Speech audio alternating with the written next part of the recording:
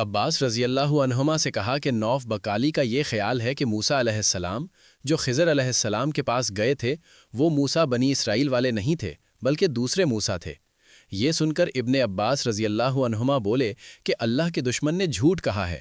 ہم سے ابی ابن کعب رضی اللہ عنہ نے رسول اللہ صلی اللہ علیہ وسلم سے نقل کیا کہ ایک روز موسیٰ علیہ السلام نے کھڑے ہو کر بنی اسرائیل میں خطبہ دیا تو آپ سے پوچھا گیا کہ لوگوں میں سب سے زیادہ صاحب علم کون ہے؟ انہوں نے فرمایا کہ میں ہوں۔ اس وجہ سے اللہ کا غصہ ان پر ہوا کہ انہوں نے علم کو خدا کے حوالے کیوں نہ کر دیا۔ تب اللہ نے ان کی طرف وحی بھیجی کہ میرے بندوں میں سے ایک بندہ دریاؤں کے سنگم پر ہے جہاں فارس اور روم کے سمندر ملتے ہیں، وہ تجھ سے زیادہ عالم ہے۔ موسیٰ علیہ السلام نے کہا اے پروردگار، میری ان سے ملاقات کیسے ہو؟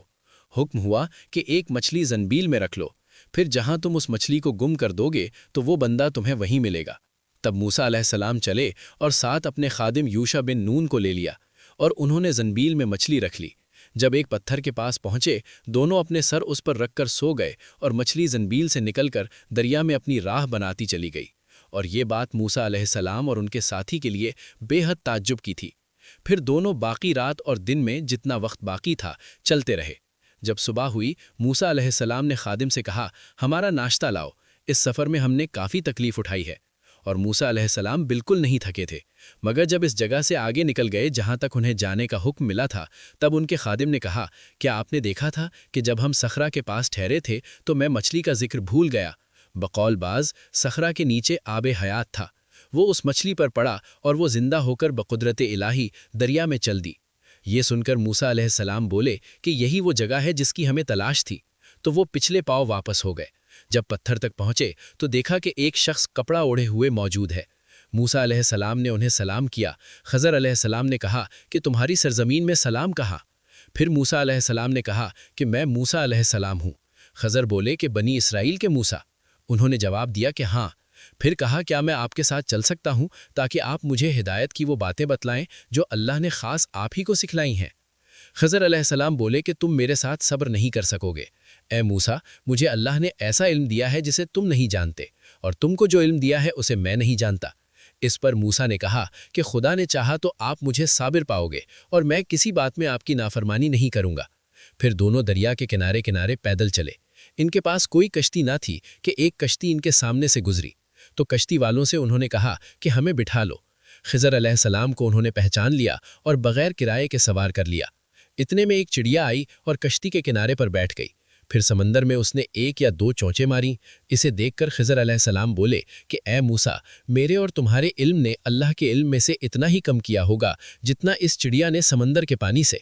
پھر خضر علیہ السلام نے کشتی کے تختوں میں سے ایک تختہ نکال ڈالا۔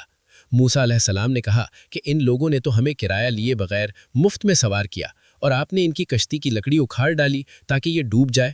خضر علیہ السلام بولے کہ کیا میں نے نہیں کہا تھا کہ تم میرے ساتھ صبر نہیں کر سکو گے؟ موسیٰ علیہ السلام نے جواب دیا کہ بھول پر میری گرفت مت کرو۔ موسیٰ علیہ السلام نے بھول کر یہ پہلا اعتراض کیا تھا۔ پھر دونوں چلے۔ کشتی سے اتر کر ایک لڑکا بچوں کے ساتھ کھیل رہا تھا۔ خضر علیہ السلام نے اوپر سے اس کا سر پکڑ کر ہاتھ سے اسے الگ کر دیا۔ موسیٰ علیہ السلام بول پڑے کہ آپ نے ایک بے گناہ بچے کو بغیر کسی جانی حق کے مار ڈالا، غضب ہو گیا۔ خضر علیہ السلام بولے کہ میں نے تم سے نہیں کہا تھا کہ تم میرے ساتھ صبر نہیں کر سکو گے؟ ابن عیینہ کہتے ہیں کہ اس کلام میں پہلے سے زیادہ تاکید ہے، کیونکہ پہلے کلام میں لک نہیں کہا تھا، اس میں لک زائد کیا جس سے تاکید ظاہر ہے۔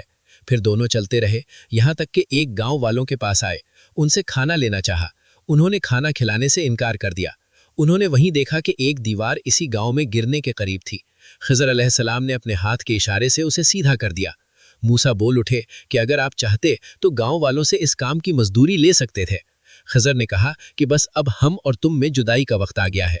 جناب محبوب کبریا رسول اللہ صلی اللہ علیہ وسلم فرماتے ہیں کہ اللہ موسیٰ پر رحم کرے۔ ہماری تمنا تھی کہ موسیٰ کچھ دیر اور صبر کرتے تو مزید واقعات ان دونوں کے بیان کیے جاتے اور ہمارے سامنے روشنی میں آتے، مگر حضرت موسیٰ علیہ السلام کی عجلت نے اس علم لدنی کے سلسلے کو جلد ہی منقطع کرا دیا۔ محمد بن یوسف کہتے ہیں کہ ہم سے علی بن خشرم نے یہ حدیث بیان کی، ان سے سفیان بن عیینہ نے پوری کی پوری بیان کی۔